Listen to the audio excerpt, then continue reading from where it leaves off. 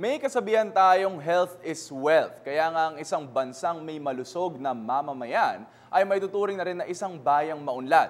Isa ang kalusugan sa may pinakamalaking budget na pinaglalaanan ng pamahalaan. Ito'y para masiguro ang isang dekalidad, mabilis at abot kayang healthcare system sa bansa. Ngayong gabi, malalaman natin ang iba't ibang health programs na pinatutupad ng pamahalaan para sa atin at para na rin ipaalam sa publiko kung ano ang mga serbisyong pangkalusugan na hatid sa atin ng ating gobyerno. Kasama natin ngayon ang isang espesyal na bisita kung kalusugan lamang din ang pag-uusapan. Let's watch this. Health Secretary Enrique T. Ona. Kinikilala bilang isa sa nangungunang surgeon sa bansa sa hanay ng vascular surgery at organ transplantation. Pinarangalan bilang isa sa 10 outstanding young men noong 1979 sa hanay ng medisina at nagtatag ng kauna-unahang organized organ transplant program sa Pilipinas. Bago siya naupo bilang kalihim ng Kagawaran ng Kalusugan, nanungkulan siya bilang Executive Director ng National Kidney and Transplant Institute and transformed the institution into the first ISO-certified government hospital in the country. At bilang Health Secretary, inilaan niya ang kanyang serbisyo para maisakatuparan ang programang Kalusugan Pangkalahatan o Universal Healthcare para sa mga Pilipino. Tinaguri ang isa sa mga pinakamasipag na DOH Secretary pagdating sa pagbisita sa mga government hospitals, rural health units, at birthing centers. Naniniwala ang kasalukuyang kalihim na ang pampublikong ospital ay dapat malinis at mabango. Mga kaibigan, Health Secretary Enrique Ike Ona.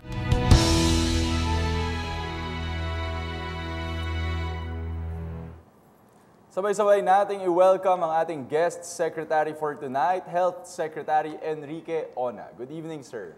Good evening, JC, and good evening, Diane. Yes, good evening, Secretary. Ito, umpisahan na natin, no, JC. Ito nga, isa po sa mga programang inilulunsad ngayon ng Department of Health, itong Universal Healthcare Program o yung Kalusugang Pangkalahatan. Ano po bang napapaloob dito at kamusta po ang status nito ngayon? Alam mo, Diane, itong ating PhilHealth coverage na dapat lahat ng mga kababayan natin, ibig sabihin lahat, ay isang programa pa itong nasimulan noong 1995 nung batas ng PhilHealth ay na-establish. Yung programang yun meant na by 2010, dapat, that is 15 years from 1995, dapat lahat ng mga kababayan natin, lahat na Pilipino, lalong-lalo na yung ating mga mahihirap na kababayan, ay dapat covered na ng PhilHealth. So kung covered ka ng PhilHealth, ibig sabihin, pag nagkasakit ka at lalo na pag na-hospital ka, ay meron nang magtutulong sa iyo sa pagbabayad ng iyong nagastos sa hospital na yon. So in short, covered na dapat lahat tayo mga Pilipino. Subalit, hindi nga na natuloy yun. A little bit more than 50% lamang ang na-covered ng PhilHealth noon. Kaya noong ating nirekomenda sa ating mahal na Pangulo na gawin na talaga natin itong tama sa batas, inilunsad natin na parang maintindihan ng ating kababayan ang total coverage or universal health care. Ang ibig sabihin ho noon, hindi naman nasa lahat na ating mga sakit ay kumpletong mako-cover ng gastos. Subalit binigyan natin ng diin ang ating mga mahihirap, lalong-lalo na yung ating tinatawag na poorest of the poor. Kaya nung nagsimula tayo noong 2010, lalong-lalo noong 2011, nung inilunsad ko natin ito, kinuha sa listahan ng DSWD kung sino yung mga pamilyang tinatawag nating mahirap na mahirap. And ang binigay sa atin yung 5.2 million families, 5 milyong Pilipino na pamilyang mahirap na mahirap. Yan ay nagkakahalaga o ang ibig sabihin yung mga 20 o 25 million na kababayan natin. Na ibig sabihin, pag sila ay nagkasakit at kailangan ipasok sa ospital, wala na talagang no balance billing. No? Talagang wala silang babayaran. Dahil naman, mahirap talaga sila. So yung ating previous practice na talagang hinihingian pa sila ng pagdagdag sa kanilang gastos, dapat wala na yon. Ngayon, simula itong Enero, pinalawak palalo ang numero ng ating mga pamilya. Ang aming estimate dahil ito mga listahan na hindi pa perfect. Subalit ang estimate is 14.7 million Filipino families na tawag natin poor at near poor, mahihirap. Yung listahang yun naman ay nasa listahan ng DSWD din. Kaya dapat kong ipaliwanag sa ating mga kababayan na titingnan nila lalong-lalo na sa opisina ng DSWD na kung sila ay nasa listahang yung ating tinatawag na poor and near poor ng DSWD, sila ay automatically covered na ng PhilHealth. Anong ibig sabihin noon? Ibig sabihin po, pag sila ay nagkasakit at nangailangan ng hospitalization at pumasok sa government hospital, either DOH o yung ating tinatawag na LGU hospitals, dapat hindi na sila sinisingil. Wala nang bayad wala nang idadagdag sila. Kasi yung ospital, pati ang doktor, ay babayaran na ng PhilHealth. So ito, kinlear natin, JC, na wala na talaga totally babayaran. At napakagandang programa ito ng Department of Health kasi this is to ensure that every Filipino family will receive affordable at talagang quality health benefits. And talking about itong mga government hospitals, no, Secretary, meron din kasing lumabas no, na issue recently tungkol sa orthopedic center natin na magkakaroon daw ng privatization. And we know na iklaro nyo na rin ito sa media. Baka pwedeng magbigay na rin kayo, Secretary, ng explanation. First, hindi ito privatization. Ang Philippine Orthopedic Hospital ay mananatiling under government control. Ang ibig sabihin lamang, nagiging partner natin ang pribado dito. Anong ibig sabihin noon? Ibig sa management, sa pagpatakbo ng ospital. Ibig sabihin kung paano yung panggagamot at saka yung mga what we call nga the management ay isi-share ito with the private sector. Isa hong maling pagkaintindi. Kasi nung naririnig ko sa TV na sinasabing 10% lang daw doon sa 700 beds. Kasi 700 beds ang magiging number, ang laki nitong ospital na ito. Na ang ibig sabihin is 10% lamang daw ang sa so-called charity patient. Ipinaliwanag kung hindi totoo yun dahil 70% of 700 beds. 70% ng 700 beds or 490 beds ang talagang magiging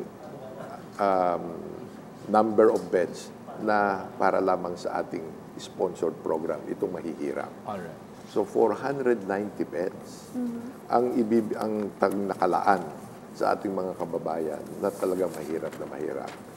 Ngayon, ang Philippine Orthopedic Hospital, ang tinatawag nating length of stay, ibig sabihin isang pasyente, ang average length of stay ng isang pasyente is 22 days.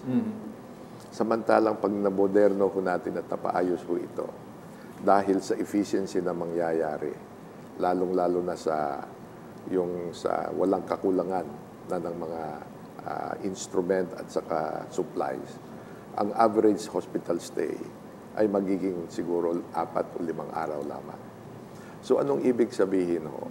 Yun hong numero, yung dami ng ating mahihirap na mga kababayan ay halos maku-quadruple, 4 times nating mapapadami. So mas bago 70%, hindi ho 70 beds, 70% of 700 beds ang ilalaan natin sa ating mga mahihirap. At hindi lamang ho yun, kundi moderno pang panggagamot ang magagamit natin. Kaya po, napakaganda itong programa na sana yung maintindihan ng ating mga kababayan. Lalong-lalo na ho yung mga nag-o-oppose. Dahil ho, ito'y hindi natin gagawin kung ito ay makakasama sa kalusugan. Ginagawa ho natin ito, hindi ho ito isang programang basta't naisip lang ho natin ito. Ito'y nagagamit na itong prosesong ito para mapamoderno natin ang ating mga ospital. So again, ang aking appeal sana may paniwalaan nila tayo.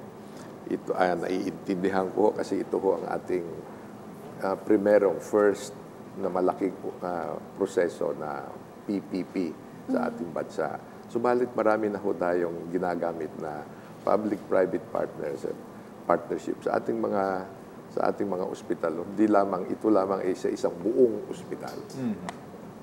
Alright, siguro Secretary, tanungin na rin natin, besides dun sa mga, syempre nakita natin yung programa na inalalatag ngayon ng DOH para sa mga kababayan nating mahirap, ano pa po yung mga iba nating upcoming activities for 2014? Siguro, sasagutin na kita na malaki pa ang continuation ng ating ginagawa ngayon. Kasi hindi naman lamang kailangang yung mabigyan mo ng protection yung ating mga kababayan in terms of financial support. Kundi yung ating mga ospital na pupuntahan naman nila ay maayos. Siguro naman hindi ko kailangan ikwento na sa inyo na talaga naman ang ating mga public hospitals talagang napabayaan. Lagi dami-daming mga pasyenteng nag-iintay, maraming kakulangan sa either sa manggagamot, sa doktor, o sa nurses, sa mga supplies lalo na at sa mga gamot. Yun po ang ating binibigyan ngayon ng diin. Kaya meron tayong Health Facilities Enhancement Program. Ibig ko sabihin, yung ating mga ospital naman, pinaayos din natin. Kaya nga, dito lamang sa ngayon, magmula nung nagsimula tayo as of this year, as of hanggang 2013, yung ating mga barangay health station. Ito ho yung ating pinakamababa nating health facility sa ating mga barangay. More than 1,567 na po ang ating na-improve, na-repair, or na-rehabilitate. At sa taong ito po, meron pa tayong idadagdag na 1,700 na mga barangay health station. Yun din hong ating mga rural health unit na sa nakaraang 3 taon po, ang atin hong nagawa na po na na-repair natin mahigit ng 2,000. At ngayon pong taon na ito, nakaprograma ho tayo ng 1,000 pa, mahigit 1,000. At yung ating mga LGU hospital, yung ating mga district and provincial hospital, 252 ng ating napaayos. At ito po ay dadagdagan pa natin ng another 378 sa taong ito. Para lang pong itong mga pasilidad na ito ay makabigay ng maayos na panggagamot, hindi lamang sabi ko sa panggagamot, kundi again, in partnership with the local government, mabigyan din nila ng ating mga dagdag na mga manggagamot. Siguro, idagdag ko na rin na itong taong ito, about 11,000, tinatawag nating RN Hills Plus. Kaya ho natin tinatawag na RN Hills Plus. Dahil ho, ito siya i-deploy natin sa ating mga pinakamahihirap na mga komunidad. Yun hong 1,200 poorest municipalities, localities. Doon ho natin sila i-deploy at makakatulong din ho sila sa ating mga kakulangan doon. Alright, nako JC, nakita natin, umpisa pa lang yan. No? So nakakatuwang malaman na talagang pinapaigting at pinalalakas ng Department of Health ang kanilang mga programa at proyekto para makatulong sa ating mga kababayan. So simula pa lang yan ng 2014, so nakakatuwa, puro good news na po ang ating natatanggap. And of course, thank you Secretary Ona. Pero sa ngayon po, pwede niyo po kaming samahan sa aming talakayan by sending in your comments and suggestions through our Facebook page and Twitter account. At syempre, sa pagbabalik po namin, ako, puro talakayan pa rin natin ay tungkol pa rin po sa usaping kalusugan sa pagbabalik po ng Gov at Work.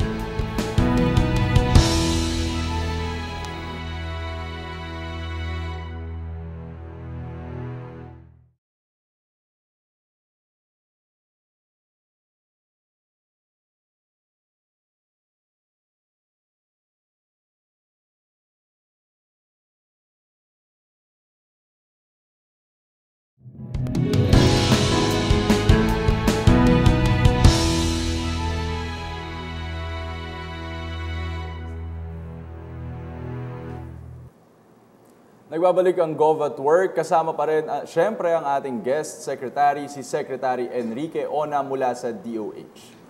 Secretary, kamakailan lang nagkaroon tayo ng measles outbreak. And alam naman namin na nagkaroon din tayo ng isang Goodbye Tigdas campaign eventually. So ano nga ba yung itong kampanyang ito, and at the same time, kumusta na nga ba yung measles situation sa ating bansa?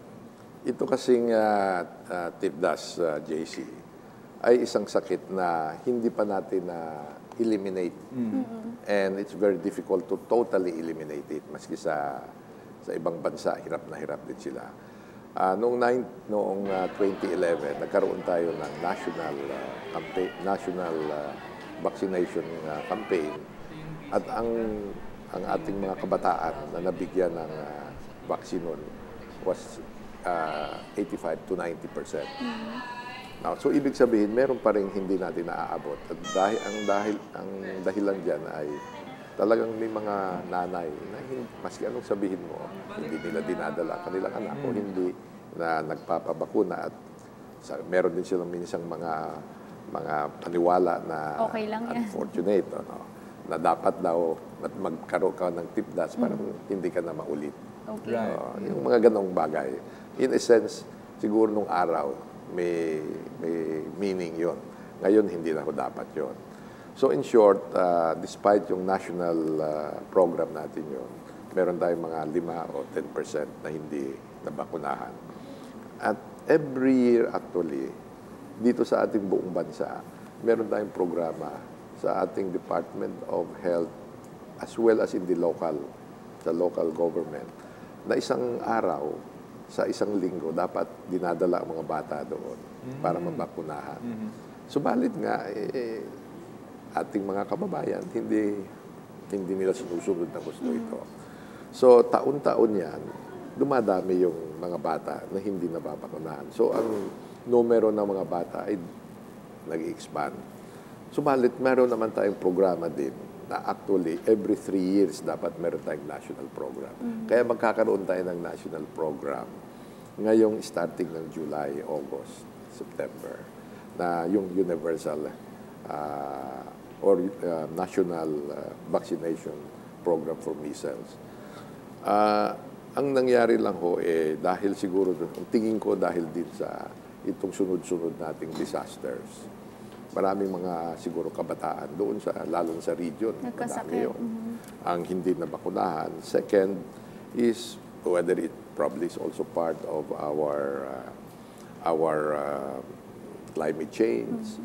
Subalit, yung noong by November, sa ating epidemiologic monitoring, nakikita namin merong tinatawag ng mga lugar na nag-outbreak. Lalo even dito sa Maynila at saka Metro Manila and surrounding provinces.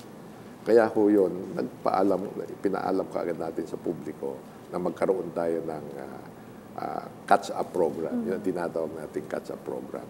So, noong November, December, nakikita namin dumadami.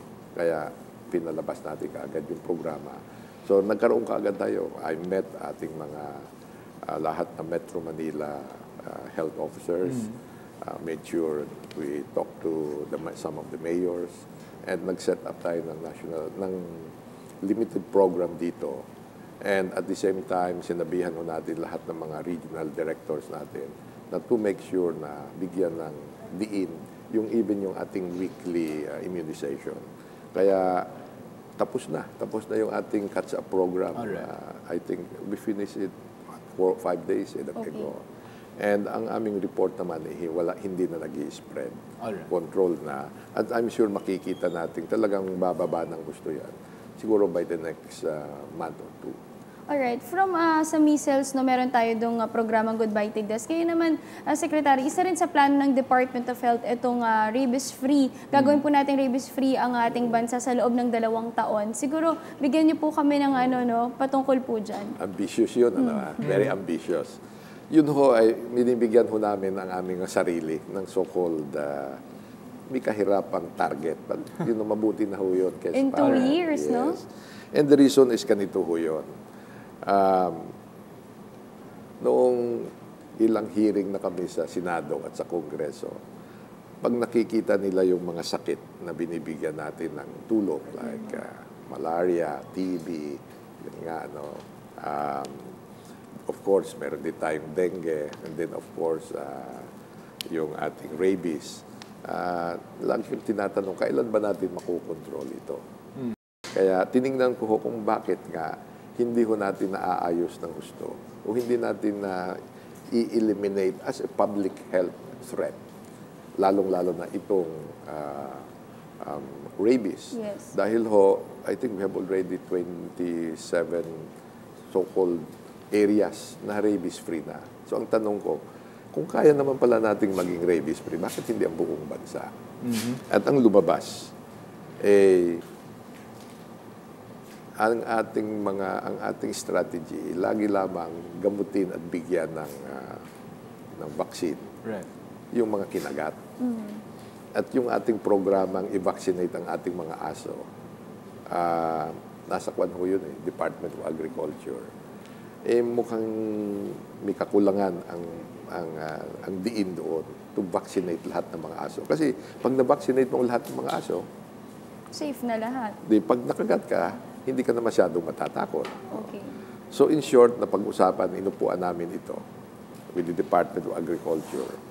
And there are about 10 million dogs in the Philippines. Okay. At maganda ho, ang programang yan ay napag-aralan na yun in the past. Meron ho tayong strategy na dapat lahat ng mga aso dapat ma-vaccinate mo, dapat mabigyan ng attention ng ang ating responsibility ng mga may-ari ng aso, na yung kanilang aso ay kung hindi man nakakalabas o dapat hindi na nagiging askal, yung tinatawag natin, o nabibigyan talaga ng vaccine. So, tinignan ho namin magkano po ang magagastos to vaccinate dogs and to make sure na lahat ho yun. And so, inipon-ipon ho namin na aming pundo ngayon, pinag-aralan namin with the Department of Agriculture. And ang tuon sa aming programang nakikita ko with some money this year at next year, by the end of 1 or of 2 or at most 3 years, pag lahat na aso ay vaccinated na, hindi dapat. Rabies-free can be eliminated. But sinasabi ko, can be eliminated as a public health threat. Para din yung sa TIPDAS na hindi na dapat napakadami na, hindi na tayo matatakot lagi. Although meron ka pa rin mga report ng mga ganong kaso.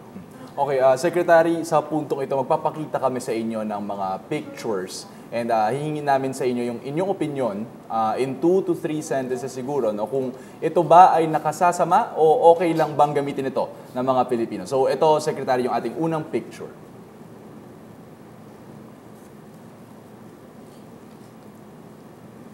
Oh. Well, itong e-cigarette ay isang inilalabas ngayon na parang alternative daw sa paninigarilyo. Yes. And apparently, naalis nila yung karamihan ng mga carcinogen dyan, subalit nandun pa rin ang nicotine. Ang akin hong payo, as of today, huwag na rin kung gamitin yon. Kung talaga namang ang isang tao ay may determination na talagang huwag nang magsigarilyo, mag-cold turkey na. At huwag nang idaan sa e-cigarette. At the same time, as I said, ang epekto dito sa ating kalusugan ay in the long run, hindi rin makakabuti siguro. Alright, so next picture tayo, Secretary.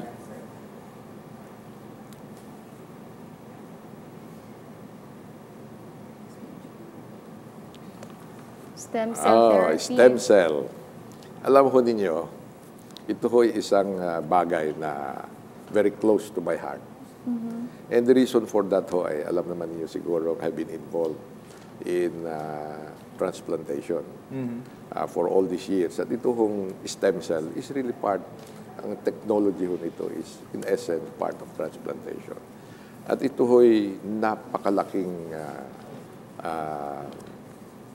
effect or implication nito sa panggagamot in the future or dinidevelop na ng gusto ko ngayon.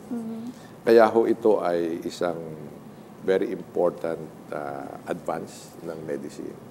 Subalit, ito ay sabi ko nga, nasa so-called testing stage pa lamang. Hindi pa ito established na gamitin sa panggagamot na para bang akala nila ay parang magagamit sa lahat ng mga sakit na or lalo na sa mga beautification Parang ito na yung solusyon, or no, sa solution lahat. or lalo na sa our dream of eternal youth. Hindi ho yun na wala hong katotohanan ho yun or wala hong talagang scientific basis. Subalit, napakadami po ang mga eksperimentong ginagawa. Kaya ito po ay to me ang future talaga po ng medicine. Okay. Okay, so dito naman tayo sa ating next picture. And last picture na rin to, Secretary.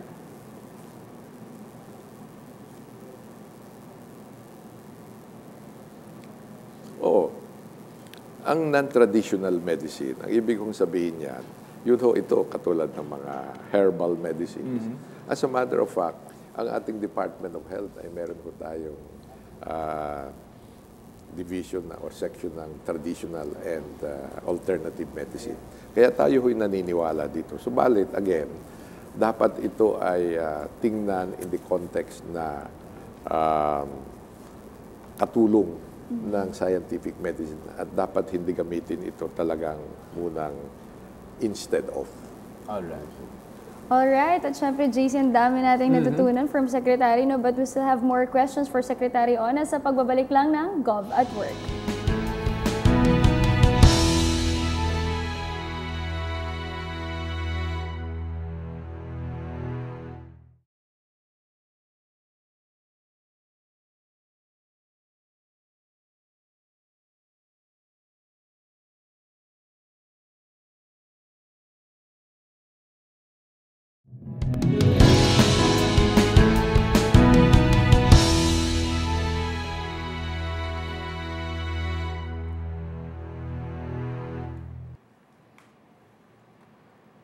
You're still watching Gov at Work with our guest secretary, Dr. Enrique Ona. At sa puntong ito ay dadako tayo sa ating Gov at Work Hangout portion kung saan directly makakapagtanong ang ating mga kababayan kay Secretary Ona. Umpisahan natin to kay Jinky Bautista, isang mother of 4. Jinky, good evening. Good evening po, Secretary Ona. Ano-ano po ba ang mga libreng serbisyo sa mga health center? Ngayon, Jinky, ay ilulunsad natin yung ating tinatawag na primary health coverage or primary health care. At ito ay magkakaroon ng hindi lamang konsultasyon na libre, kundi lalo na yung ating mga kumpleto ng rural health centers. Isasali na rin ho natin yung eksaminasyon sa dugo, yung CBC at sa ihi.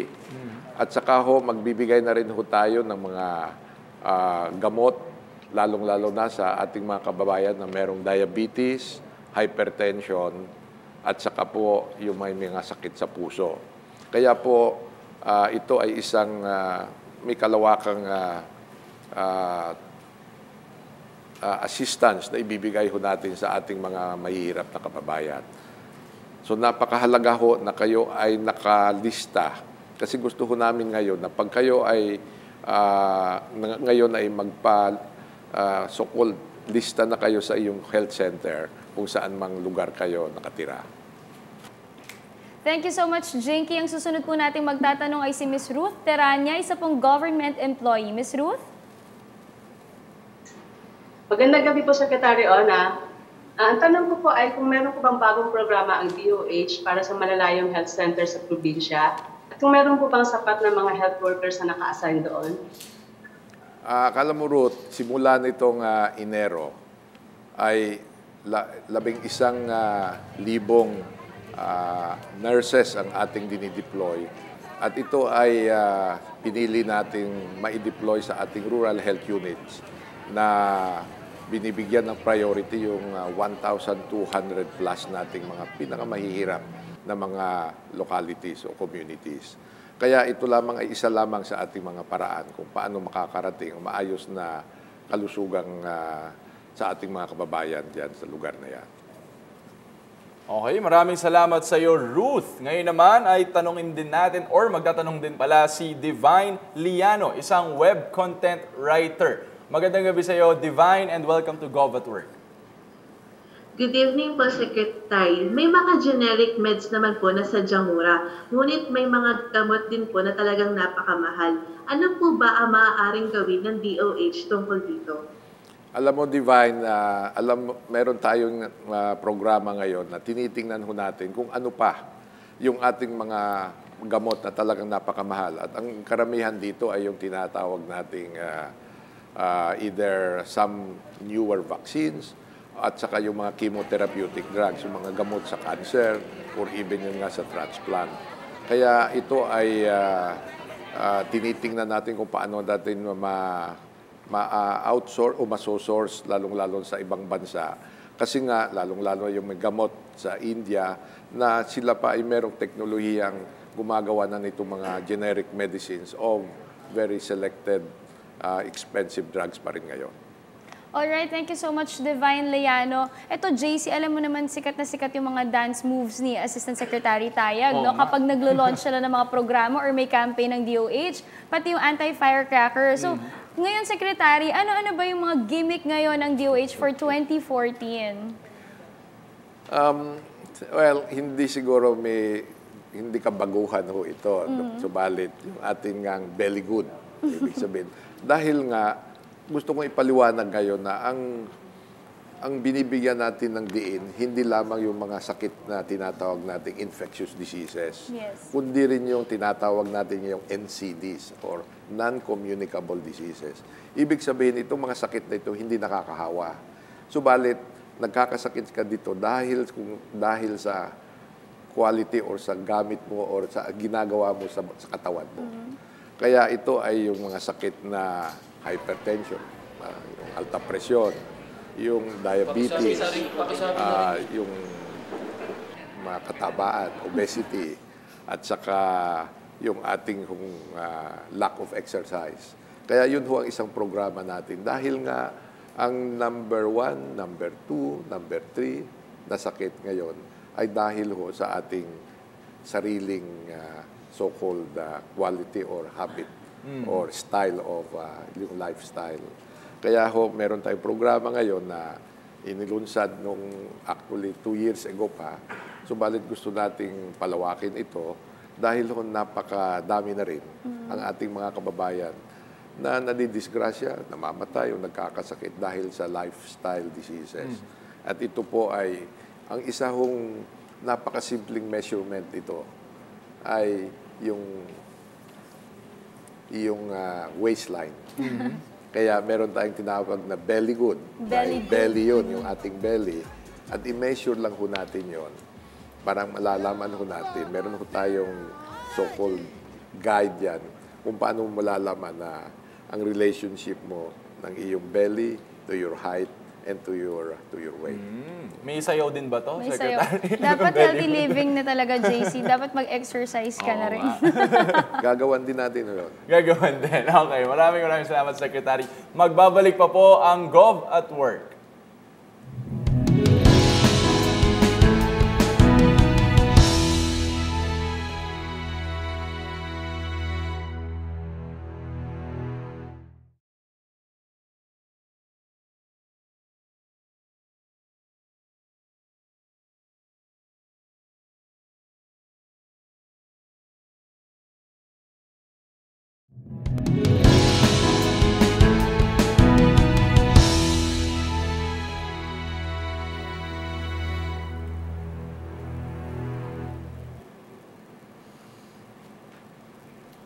Welcome back sa Gov at Work at kasama pa rin natin syempre ang ating guest secretary ngayong gabi na si Health Secretary Enrique Ona. Ngayon naman, Dayan, pupunta tayo sa mas personal, no, interesting on side. a lighter side. On a lighter side no, ni Dr. Enrique Ona.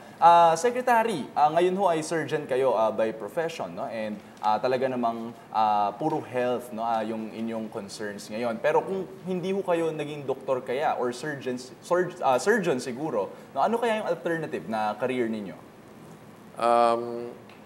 Siguro baka naging engineer ako or baka naging farmer. Kasi I also like farming.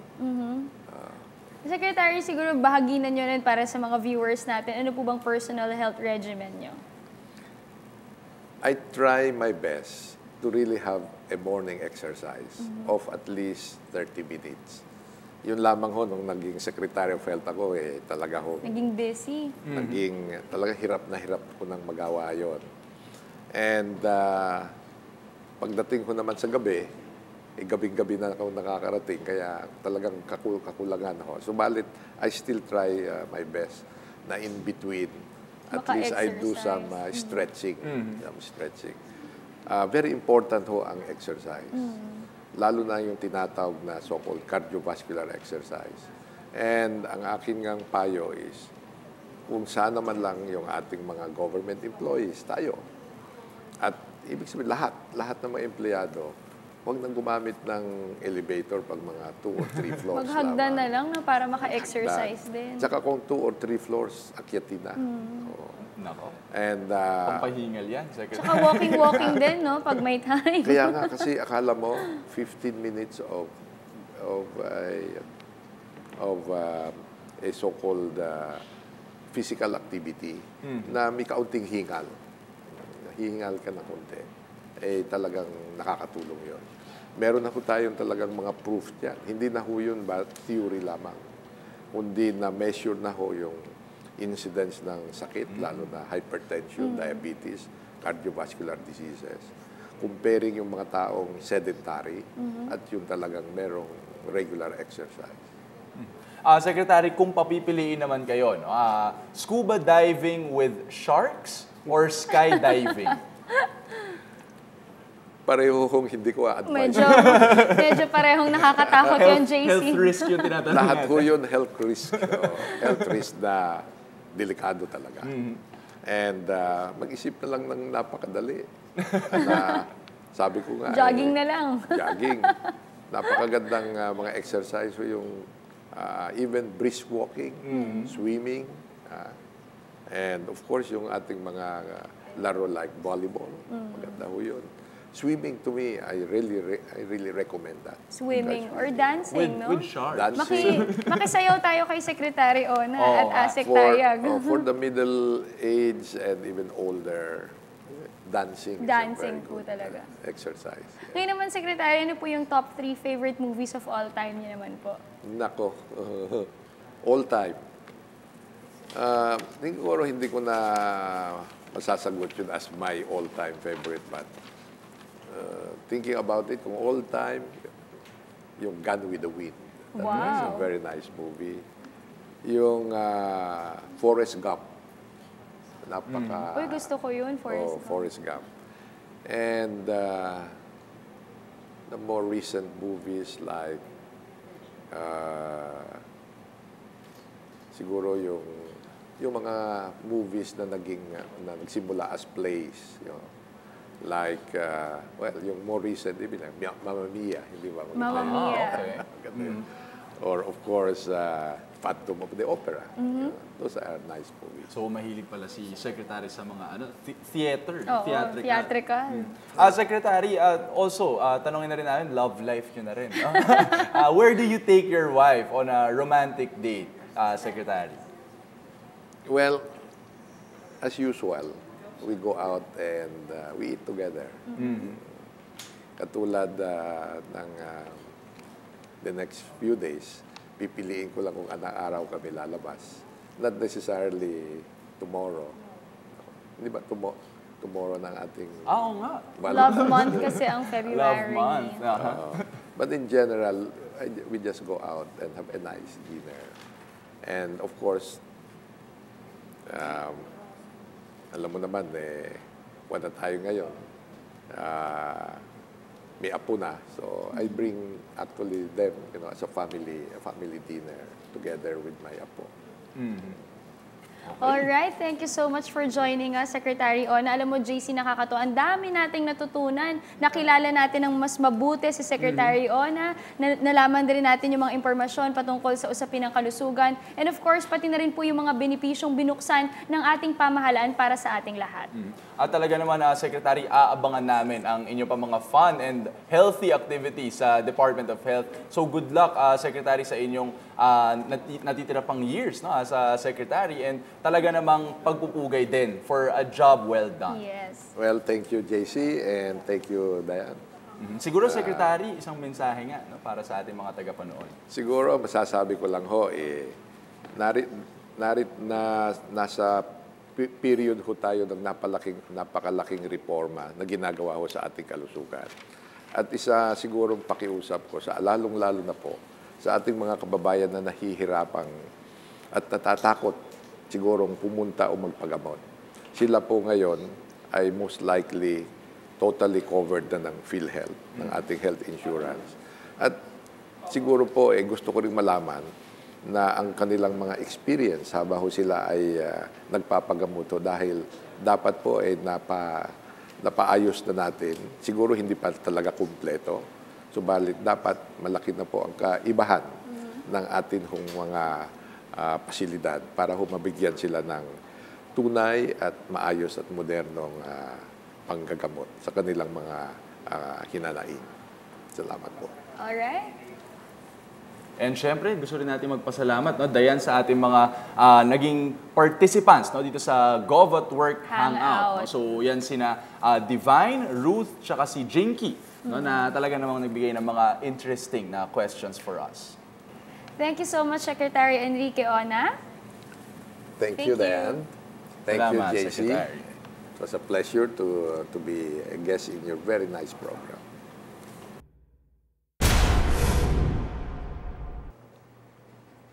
Thank you again kay Health Secretary Enrique Ona. At sa aming mga manonood, maraming salamat din sa patuloy ninyong pagtangkilik sa aming programa. Hangad naming maramdaman ng bawat Pilipino ang taos-pusong paglapit ng pamahalang Aquino sa pamamagitan ng telebisyon at social media. Dito pwede kayong mag-post ng questions for our guest cabinet secretary via Facebook and Twitter or kausapin siya ng face-to-face via Google Hangout. Next episode, alamin natin kung sino na ang magre-report ng kanyang department projects para sa sambayanang Pilipino. Muli ako si JC Tejano. At ako naman po si Dayan Medina. Ito ang Gov at Work.